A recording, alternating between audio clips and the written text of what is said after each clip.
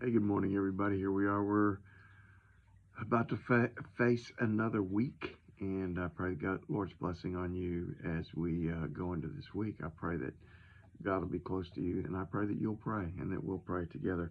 Woke up early this morning. I say early this morning. I woke up in the middle of the night.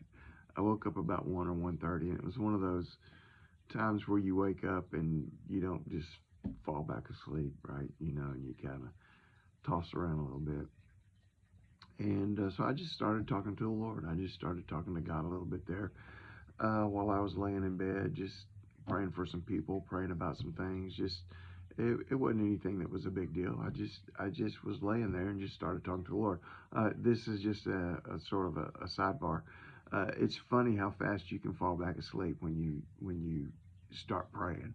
Uh, uh, you tend to fall back asleep pretty quickly. But anyhow, I was reminded that prayer really isn't so much about a religious duty to perform, that prayer is really more about you having a relationship with God. And so, a scripture that I think I've used already, but I'm going to use it again. Jesus is making a contrast between how the Pharisees prayed and how he wants his disciples to pray. And it's in Matthew chapter 6 and verse 5. He says, when you pray, you shall not be like the hypocrites. They love to pray standing in the synagogues and on the corners of the streets so that they may be seen of men. Surely I say to you, they have their reward. He said, look, your prayer isn't one where you're standing in front of everybody saying this great prayer so that everybody will say, oh, you're such a great prayer. He says, if that's your purpose, then that's your reward. That's what you're going to get out of it. He says, but when you pray, he says, go into your room. And when you have shut the door, pray to your Father, listen, who is in the secret place. And your Father who sees in secret will reward you openly. He says when you pray, you need to get along with God.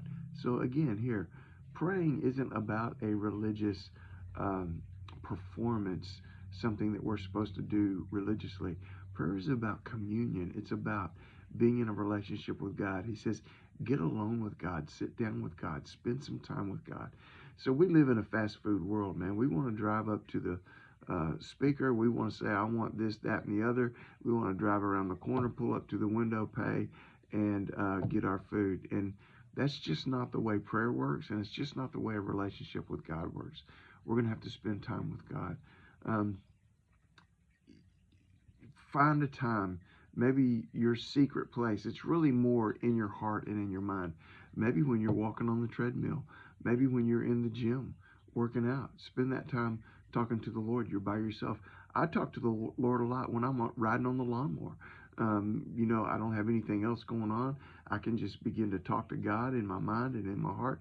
Uh, Find a place, sit down on the back patio, do it while you're taking a walk.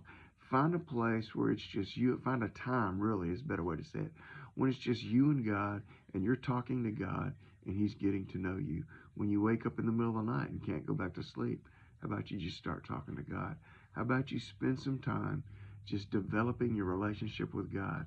It says, so your Father who sees in the secret, pray to your Father who is in the secret place, and your Father who sees in secret will reward you openly.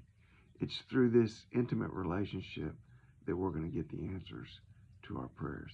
Hey, get out there, pray today, pray this week. Love you guys. God bless you. Bye.